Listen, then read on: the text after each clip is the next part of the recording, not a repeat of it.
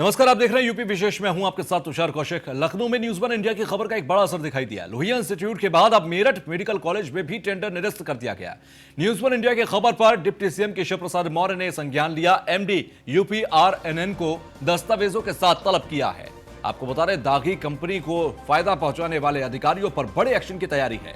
तो अब लोहिया संस्थान के बाद मेरठ के अंदर भी कुछ ऐसी ही स्थिति नजर आ रही है। एमडी यूपीआरएनएन ने के दस्तावेजों के साथ उसे तलब किया गया है और डिप्टी सीएम केशव प्रसाद मौर्य ने तलब किया। न्यूज वन इंडिया की खबर का बड़ा असर हुआ। न्यूज वन इंडिया ने इस खबर को प्रमुखता से दिखाया था, जिसके बाद इसका संज्ञान लेते हुए कार्रवाई की गई। लोहिया इंस्टीट्यूट के बाद अब मेरठ मेडिकल कॉलेज में भी टेंडर निरस्त किए गए। डिप्टी सीएम केशव प्रसाद मौर्य ने संज्ञान लिया है। न्यूज वन इंडिया की खबर का न्यूज इंडिया की खबर पर डिप्टी सीएम केशव प्रसाद मौर्य ने संज्ञान लिया और इस पर कार्रवाई करते हुए मेरठ मेडिकल कॉलेज का अब नंबर है। फिलहाल आपको बता दें कि यूपीआरएनएन के एमडी को तमाम दस्तावेजों के साथ तलब किया गया है। जो न्यूज वन इंडिया की खबर का एक बड़ा असर हुआ है। लोहिया इंस्टीट्यूट के बाद मेरठ मेडिकल कॉलेज में भी टेंडर निरस्त कर दिए गए। तो न्यूज वन इंडिया की खबर पर डिप्टी सीएम केशव प्रसाद मौर्य ने संज्ञान लिया। एमडी यूपीआरएनएन को दस्तावेजों के साथ तलब किया गया। दागी कंपनी को फायदा पहुंचाने वाले अधिकारियों पर बड़े एक्शन की तैयारी की जा रही है।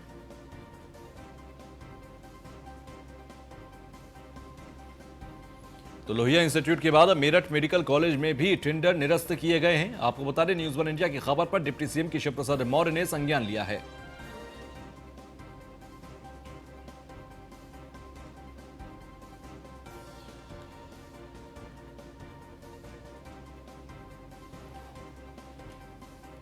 तो न्यूज वन इंडिया की खबर का एक बड़ा असर हुआ है और सीधे तौर पर लोहिया इंस्टीट्यूट के बाद मेरठ मेडिकल कॉलेज में भी टेंडर निरस्त कर दिया गया।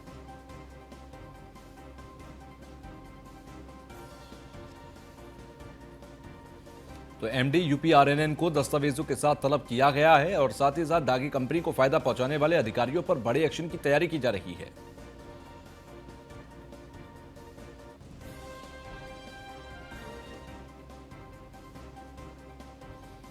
तो लोहिया इंस्टीट्यूट के बाद अब मेरठ मेडिकल कॉलेज पर भी एक्शन लिया गया। न्यूज वन इंडिया ने खबर को प्रमुखता से दिखाया था। डिप्टी सीएम केशव प्रसाद मौर्य ने इस खबर का संज्ञान लिया। इसके बाद यह कार्रवाई की है। एमडी यूपीआरएनएन को दस्तावेजों के साथ तलब किया गया है। तो दागी कंपनी को फायदा पहुंचाने के लिए टेंडर दिया गया। डिप्टी एडिटर मनीष पांडे हमारे साथ जुड़ गए हैं। मनीष, मेरठ मेडिकल कॉलेज पर भी एक्शन लिया गया।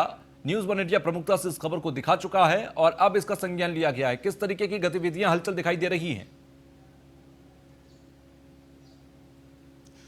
बिल्कुल तुषार, देखिए, खबर चलाने के बाद निश्चित रूप से पूरा अमला हरकत में आ गया है। उधर डिप्टी सीएम ने फाइलों को तलब किया।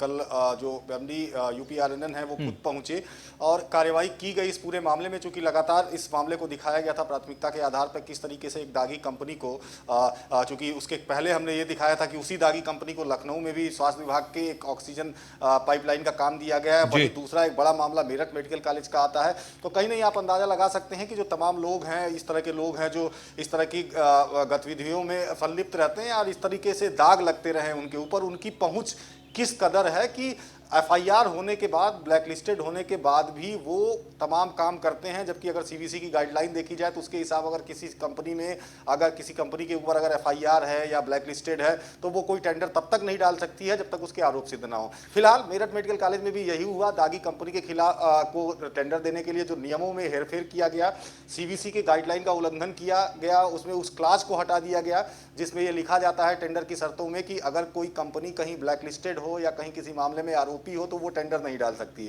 फिलहाल इस चीज को हटा के, इस गाइडलाइन को हटा के, मनीष, जिस बात का जिक्र आपने किया कि ये गाइडलाइन होती है, सीवीसी की एक गाइडलाइन है जिसके तहत कि ब्लैक लिस्टेड कोई कंपनी है तो उसको आप टेंडर नहीं दे सकते, उस क्लॉज को हटा दिया गया। क्या इस क्लॉज को हटा देने से नियमों में, कानून में कोई बदलाव आता है, या आप भले ही क्लॉज को हटाकर नजरअंदाज कर दीजिए लेकिन कानून जिसका तस रहेगा? अगर आप ब्लैक लिस्टेड कंपनी को टेंडर देते हैं तो वो कानूनन आप भी गलत हैं और वो टेंडर देना भी गलत है।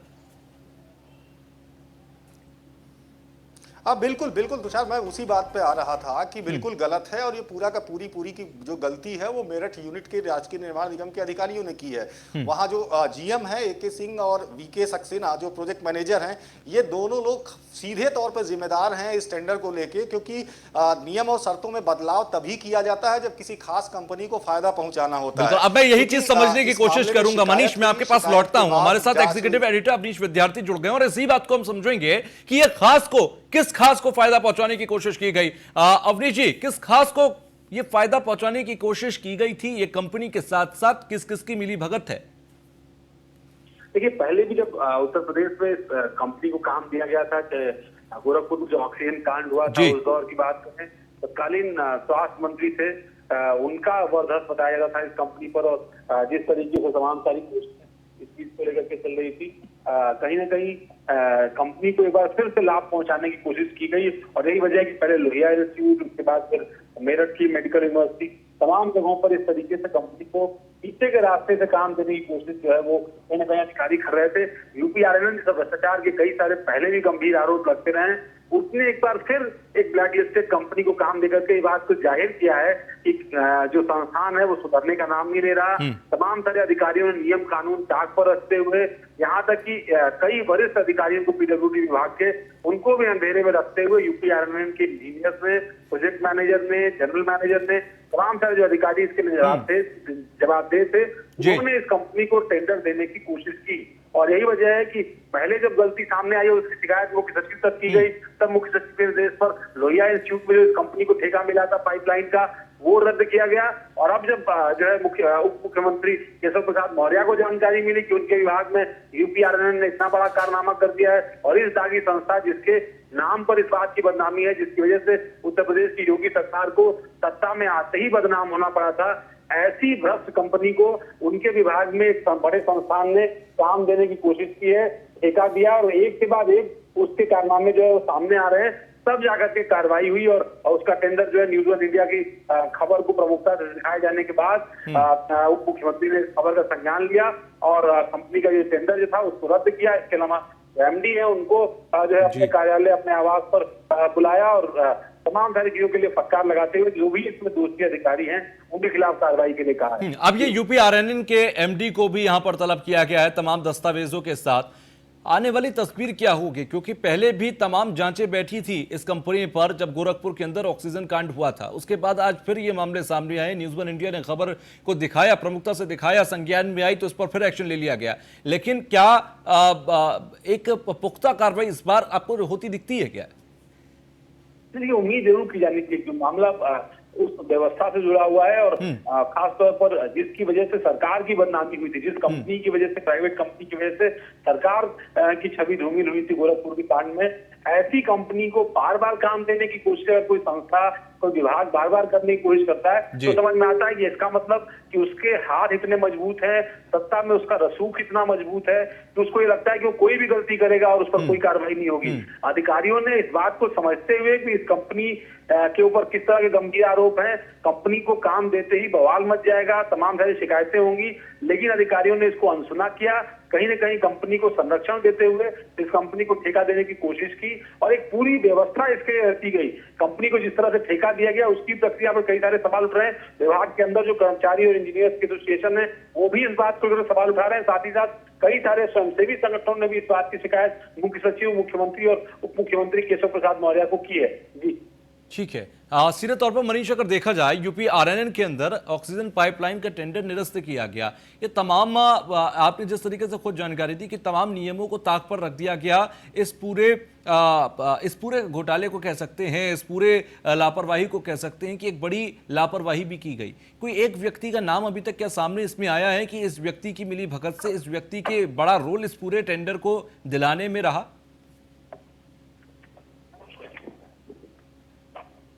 दो खास अगर देखा जाए यूपीआरएनएन, अगर आप उत्तर प्रदेश राजकीय निर्माण निगम की बात करें तो आप ये समझ लें कि ये उत्तर प्रदेश की सबसे बड़ी निर्माण एजेंसी है, बिल्कुल, जो इस तरह के बड़े काम करती है और लगातार विवादों में भी है घोटालों की वजह से रही है, क्योंकि एक विवादों में भी है, बहुत बुरे दौर से भी गुजर रही है, लेकिन उसके बावजूद जो उसके अधिकारी हैं, चूंकि उनकी कार्य पद्धति ही ऐसी रही है, उनके काम करने का तरीका ही यही रहा है। आप अगर देखिए बीएसपी गवर्नमेंट से देखिए तो अम्बेडकर पार्कों का निर्माण से लेके और तमाम चीजों में निगम ही इन्वॉल्व रही, राज्य के निर्माण निगम, लेकिन हमेशा इसके आरोप लगते हैं। यहाँ जो मामला है इसमें अगर देखें सीधे तौर पर, चूंकि इसकी अलग अलग यूनिट्स हैं, सैकड़ों यूनिट्स हैं जो सिर्फ उत्तर प्रदेश में नहीं बल्कि उत्तर प्रदेश के बाहर भी बड़े बड़े काम करती हैं। हालांकि उत्तर प्रदेश में तो एक सीमा निर्धारित कर दी गई है कि 50 करोड़ से ऊपर का भी राज्य की निर्माण निगम काम ही नहीं कर सकती, लेकिन ये काम जो है मेडिकल कॉलेज का उसे इस गाइडलाइन के पहले ही से दिया गया था।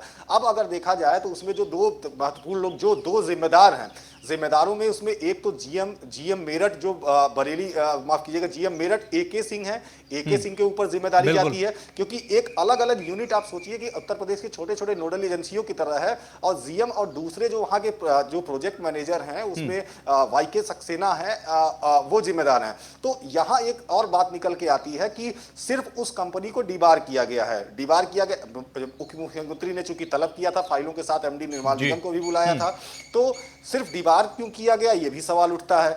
डिबार करने का मतलब बस ये है कि अब ये कंपनी उस टेंडर में पार्टिसिपेट नहीं कर सकती। मतलब अगर राजकीय निर्माण निगम का कोई और काम निकलता है और वहां पे टेंडर डालना हो और ये कंपनी टेंडर डालती है, तो वहां पे बड़ी आसानी से ये टेंडर डाल सकती है। तो पहली बात तो इसे ब्लैक लिस्टेड करना था, तो उसमें हो सकता है उनकी मजबूरियां हो, चूंकि काफी ऑफिसेज नहीं खोलना है, कार्यालय नहीं खोलना है, स्टाफ कम है, तो पहली बात तो उसे ब्लैक लिस्टेड करना था।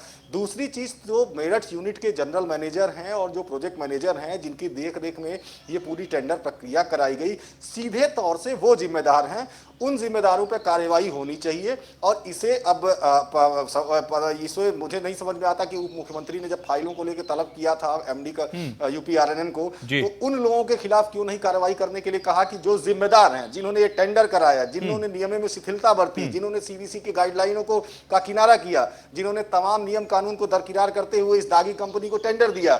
अब जब हो हल्ला मच रहा है, जब बात उठ रही है, तो सिर्फ उस कंपनी को डीबार कर दिया जा रहा है। इसका मतलब ये खेल नीचे से ऊपर तक चल रहा था, यानी कि ग्राउंड टू एंड देखा जाए तो ग्राउंड टू पीक हर कोई इस पूरे गड़बड़ जाले में, इस पूरे घोटाले में लिप्त रहा।